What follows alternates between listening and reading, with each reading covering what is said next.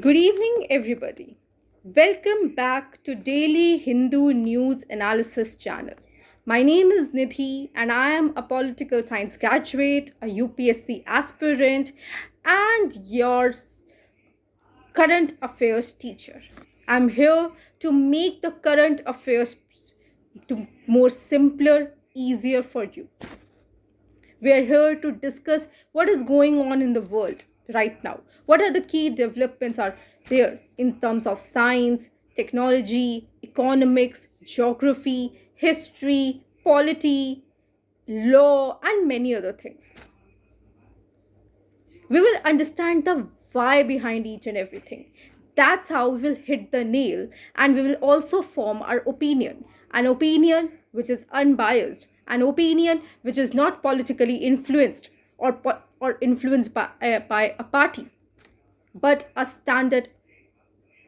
scientific opinion. As our fundamental duties of Article 51, it is also says that every person must have a scientific temperament. And how do we develop that scientific temperament? We develop that scientific temperament when we are not biased. We know the why behind each and everything. We know what is happening and why it is happening. That's how we can develop a scientific temperament. And we are here to make that. Because in this whole generation, in this current economics, what is more important for any person, what is the most important asset for you, for anybody, is to have an unbiased, a clear opinion. Because an opinion matters. It can influence your political decision, your economic decision, your personal decision, and many more. It forms your personality and shapes. So let's build that opinion. So today I'm here to discuss about the impact of US Iran Israel war on exports. They say that if any country has a good export, it means they're exporting more than they're importing. That country is in a very good position. That country is a strong country.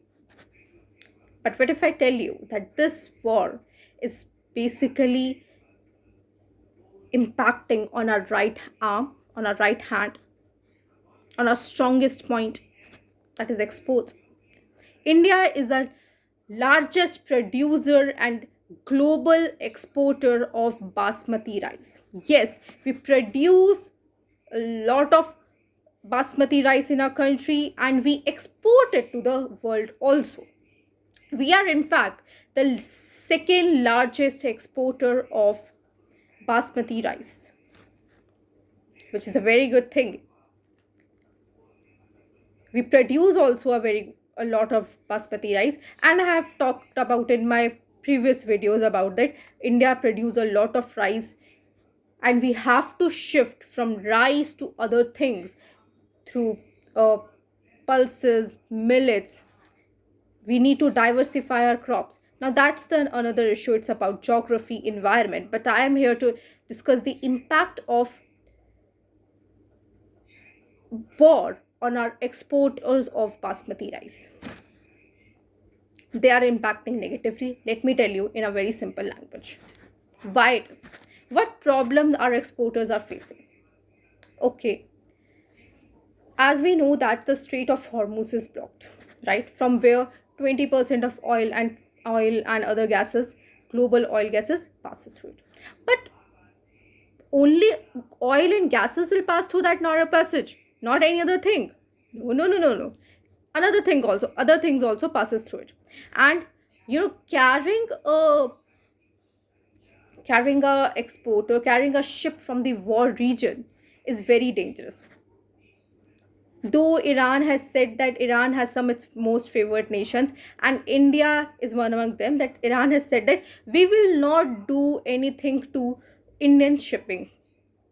But if I tell you that another lane of war is going on, a fight is going on, and they do not fight with you, they will not say anything to you, just pass through that. Will you go?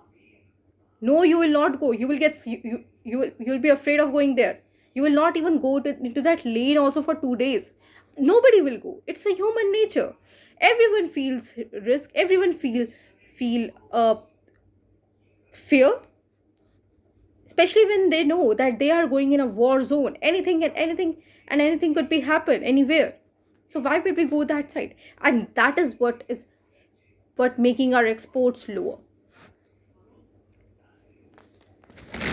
Since the shipping routes are disrupted, so we are facing delays in delivery, right? If we have to send basmati rice from India to, let us say, any other country, and it passes through a Strait of Hormuz, the war zone, so automatically you will face delay. If there you will face delay, then you will face a financial crisis, you will face a financial strain, right? Around 60,000 ton of basmati rice is stuck. Now it causes a massive amount of financial stress on our exporters. We are facing a trade crisis where has become very difficult due to this war. And this is what war is doing to each and every one of us. It is impacting us. It is going to impact a small marginal farmer. It is going to impact the new MSME unit. Not only Iranians are under threat, but we middle class people of every country are under the threat. So what's the main issue? So when your project, when your shipment consignment is a delay, the delivery is not made, you will not get the proper payment. And if you're not getting the proper payment, it means that you will face a financial stress. Not only the financial stress that you're going to face, you can also face a legal threat also. What kind of legal threat that you can face? See, whenever we have to buy something from A person to B, especially in a larger area, a consignment, a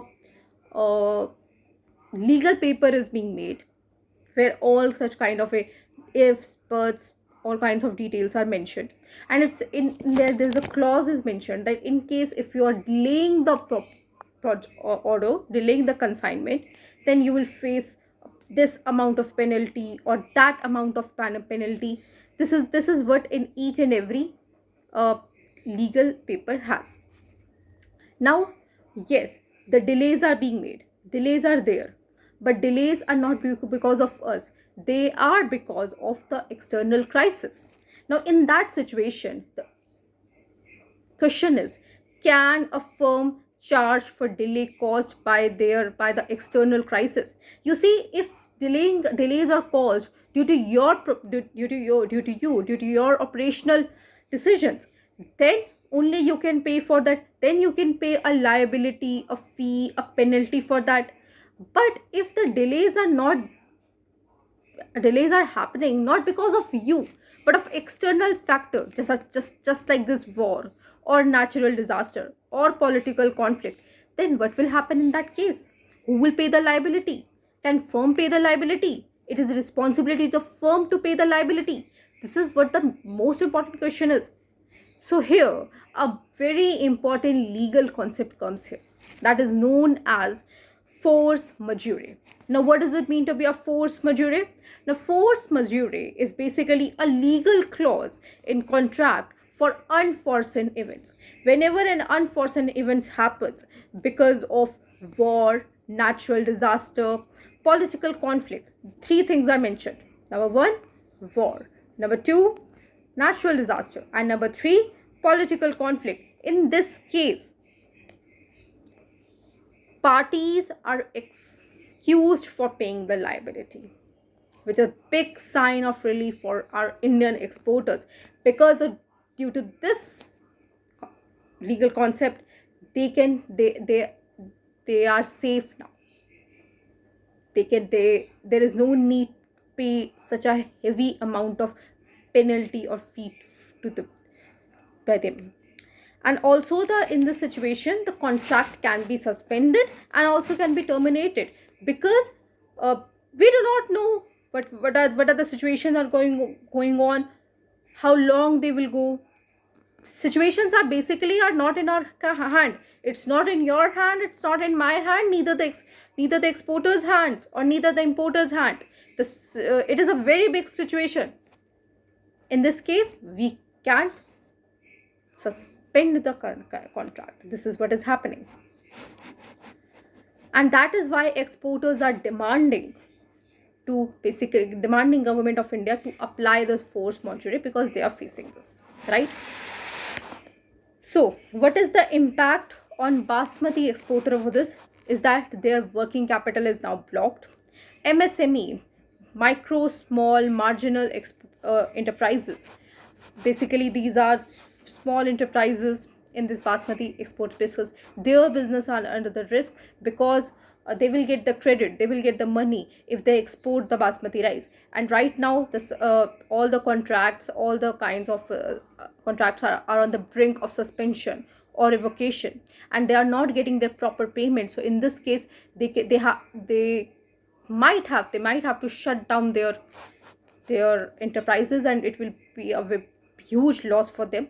And because they might not have enough backup in that case.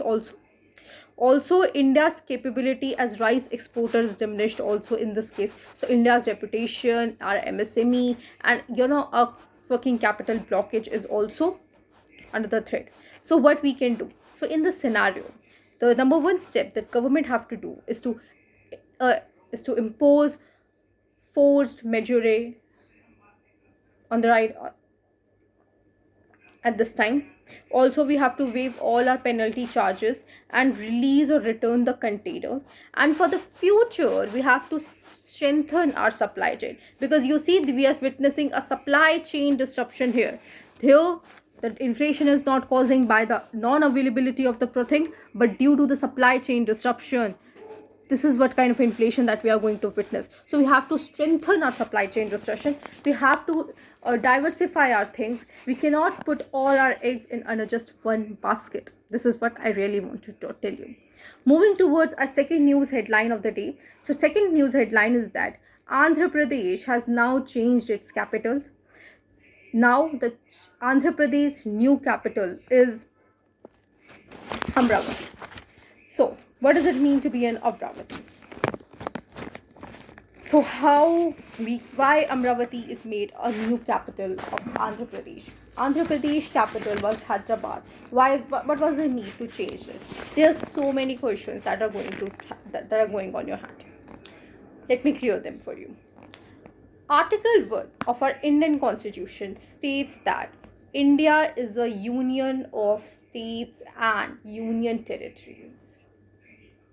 This is what Article 1 says that.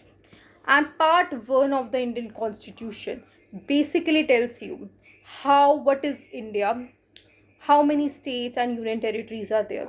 First schedule is just the extension of Article 1, which states that how many states are there, how many union territories does India has. That's what Schedule 1 says about.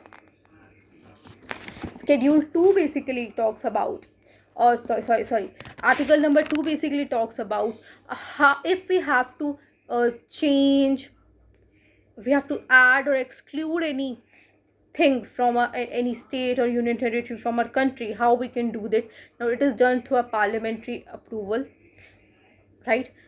Article number 3 basically talks about Parliament has a right to diminish, to add, to de-add, to change the name, to change the capital of any country, of any states. They have and Article number 4 basically tells you the procedure, that how they can do it. Through the simple majority you can do it, and it is through the amendment, right? So this is what Part 1 says that. So using the power, using the clauses in a Part 1 of the Indian Constitution, Parliament of India changed the capital of Andhra Pradesh from Hyderabad to Amravati through Andhra Pradesh Reorganization Amendment Bill of 2026. So now Amravati is the capital of the Andhra Pradesh. But my question is, why Andhra Pradesh need a new capital? I remember that whenever I read somewhere about capital of Andhra Pradesh, I always read Hyderabad. So why we have to change the capital of Andhra Pradesh from Hyderabad to Amravati? So we know that in 2014 a new state is being carved out from Andhra Pradesh, that is Telangana, through Andhra Pradesh through Andhra Pradesh Reorganization Amendment Bill of 20 Reorganization Bill of 2014. There's a creation of Telangana, and in this bill there was a one clause is mentioned in which there it is written that Hyderabad was designated as the joint capital for both states for a period of 10 years, and after that Andhra Pradesh needs to make its new capital. This is what it is. So in 2024 that 10-year buffer has ended, and that's why they need to make a capital. Initially, so you will ask, uh okay, the tenure was over in 2024, so why they took such a long time? Why they are making capital in 2026? Why they took 1.5 years for that? So because of a debate was going on about three capital formation. So it's a chief minister and many ministers were saying that we will make three capital in Andhra Pradesh, that is executive as Vishakhapatnam, legislative capital as Amravati, and judicial capital as Kurnool. But Supreme Court and High Court intervened and they said that no, you cannot make three capitals. You must have a one capital and other for the informal purposes. So they decided to make Amravati. Now why they have chosen Amravati as the special as a capital? Because Amravati is at the middle of North Andhra Pradesh and South Andhra Pradesh. It connects Vijayawada and Guntur, which is basically the northern part and the southern part of the country. So whenever we make a capital, any region, any particular region as a capital of the state, then we have to state that it must be in the center, it must be in the middle, so that each and every person can come on that part, on that region. It is accessible from all the sides. Also, it lies on the brink of Krishna river is near proximity to it. It is also the capital to Satavahan's ruler nearly 2000 years ago. That is why so we can we it is a way of paying homage to our history. Also it will remember us about a golden age. That is why, due to these reasons, we have made Amravati as their capital. So this is what about today. Now I will like to end this video by today's quote. So our today's quote is, whenever a fight happens between two brothers, it should be resolved at home, not at the market. It means that whenever any uh, problem arises or any kind of a scuffle happens in the house between two peoples, it must be resolved in the house. Because when the problem, when that issue is in the house, it's a problem, it can be resolved. But when it reaches out to other people, it is not more a issue or a problem, it has become a drama for other people, and you are the characters which they are enjoying it. So in this case, we have to be cautious of all those things, because our dignity lies in our hand, and we have to maintain it. On that note, I'm leaving you here I will come back tomorrow with a new news headline, thought, wisdom, learning, and many more things. Till then, stay safe, and bye bye.